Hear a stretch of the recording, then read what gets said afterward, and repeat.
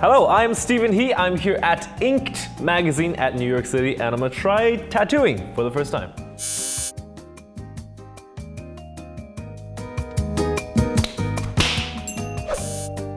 I presume I just pressed the circle button. Okay. My job is to act in my room by myself while I record a camera at me. And hopefully people see it. I started as an actor, so I started in the traditional way that you're supposed to do this job when I was 13 years old, and the majority of the acting I did was stage. And then I went to London to get a bachelor's degree in acting, again very traditional. And then I came to America to go to another acting school called the Neighborhood Playhouse, which is one of the best on the planet. Graduated that after 2 years, went into kind of the industry here, as people call it, and started auditioning. In 2023, I am caught in this world that metrics and data science matter more than creativity. Before I write every skit, I don't think what's funny, I think what gets your click-through, what gets your attention, what engages for comments, what engages to subscribe, returning of the channel, what is the demand for the audience. It feels more of a technical job than I would have imagined before I became a creator. Here's my name on this silicone arm. That is a lot more muscular than my own. How much I would charge for this? Oh my days. This would have to be presented as like a high art piece, like something for a museum, not for someone who walks around all day with this on their arm.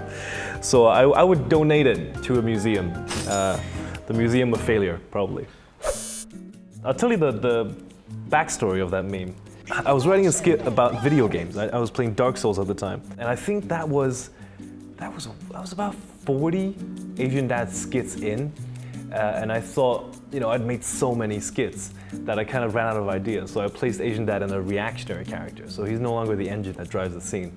It's the game. The game is so difficult that anything you do kills you. Like stepping on a leaf kills you. There was physical damage, there was magical damage, and what else? Oh, emotional damage. The scene was the character goes into a boss fight, and the boss is his auntie. And the auntie simply says, "Why are you so fat?" And then he dies of emotional damage, and Asian Dad's pissed and he goes, "Emotional damage!" So while we filmed it, I did not think it was special at all. 4 months later, within 1 week, I got 5 texts of my friends saying, "Steven, get off my For You page, I can't scroll without seeing you everywhere." So that's the story of how I ruined the internet for 2 months. What was I gonna tattoo? I forgot. Yes, the emotional damage. So my idea, I would love to tattoo a slipper. I'm literally looking up my own video to see what a slipper looks like. I'm gonna try and remake my own thumbnail on this silicone arm. Okay, I'll try and draw an outline first. Now this is a work of art. This is going down in history. It's kind of what being a meme feels like. There's great honor in it. I compare it to being a money. It's like you're a currency that the internet uses to make transactions, And it's one of the greatest honors I could imagine from the internet, to be kind of like the vehicle used to tell a joke or to punch up a punchline. It's not bad actually, that's decent. What's great about seeing other people's creativity is what I always believe should happen to comedy, to skits. The goal at the end of the day is that humanity gets the best content to enjoy, right?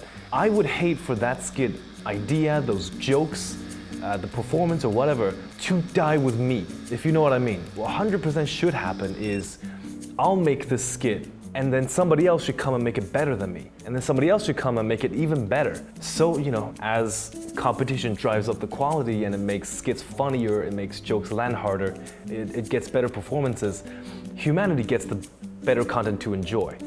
Bam! How much would I charge for this? There's no way anybody's gonna pay for this. It's going into the Museum of Failure. And that's the only place it should be.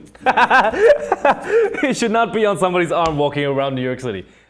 Ginormal is a show that I have co-created with my co-creator Ken Mock. It's a satire that parodies 1970s kaiju shows. Those shows we all loved growing up, like Ultraman, Power Rangers, Godzilla. One of my favorite moments is when the heroes transform, they're like, "Wow, transformation!" And they just do a bunch of like actions for no reason. And the villain's like standing there while 5 people are like, "Yeah, Yellow Ranger!" And the villain's still standing there. It's like 2 people in the frame. Oh, what should I tattoo? Yeah, let me think about this. So there's one shot on episode 1 that looks ridiculous. It is my friend Ian Boggs with his shirt mostly open and me with a blindfold on, and he is feeding me a lollipop. If anything deserves to be a meme on this show, it's that one frame. We have this scene where I get captured, I'm the hero, and I get captured in the villain's kind of like headquarters. And in the script we wrote, he hands me a cigarette and he says, "Any last words?" But we could not find a cigarette anywhere on set that day. One of the child actors was like, "Hey, why not just use a lollipop? We have a lollipop here." And everyone's like, "That is the best idea ever." And so you get this frame that looks so strange and just out of place of him handing me a lollipop. Any last words? The show is so bad. It's so bad that you can't help but laugh at it. You know, we scripted a lot of filmmaking mistakes, terrible writing, continuity mistakes. If you watch this, you'll know why I have no acting career. It's so fun. We don't take ourselves seriously, and on set there were truly a couple of mistakes that we were like, that would be funny, leave it in. And another great thing we love about the show is that it is AAPI strong. One of the greatest things is that we own the show. There is no boss to make happy. There's no studio head that we have to satisfy. Like, we're not AAPI for the sake of being Asian. There's no scene where it justifies us as Chinese or as whatever. We were just cool characters. We were cool characters that were funny, that happened to look like us, which there should be more of. If you didn't know, you wouldn't know this has anything to do with the Ginormo. But hopefully this meme becomes big enough that people will recommend it. What would I charge for this? Oh my. I would pay you, okay? I would pay you money. I'll pay you like $5 for. Oh, it's gonna be food for sure. Rice rolls does not get enough attention, man. Internationally, most people don't even know what it is. Briefly, for everyone who doesn't know, here's a picture on screen. So that is my favorite food in the whole world. In the whole world. I have plans of figuring out how to make it at home.